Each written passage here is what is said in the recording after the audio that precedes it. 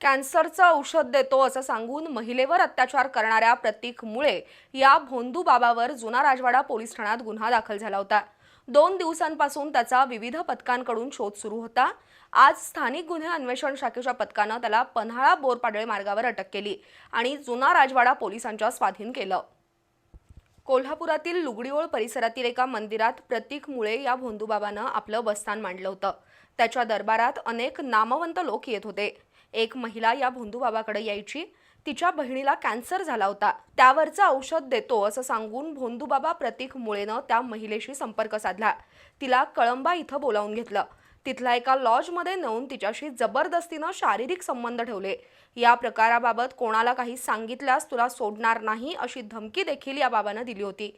या घटनेबाबत पीडित महिलेनं आपल्या पतीला सांगितलं। त्यानंतर जुना राजवाडा पोलिसात भोंदूबाबा प्रतीक मुळे विरोधात गुन्हा दाखल झाला। त्यानंतर तो पसार झाला।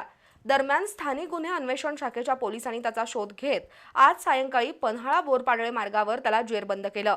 पोलीस निरीक्षक सुशांत चव्हाण, उपनिरीक्षक शेष मोरे, अंमलदार सुरेश पाटील, रुपेश माने, राम कोळी, विनोद कांबळे, युवराज पाटील, अरुण धनगर यांच्या पथकानं मुळेला ताब्यात घेऊन जुना राजवाडा पोलिसांच्या स्वाधीन केलं।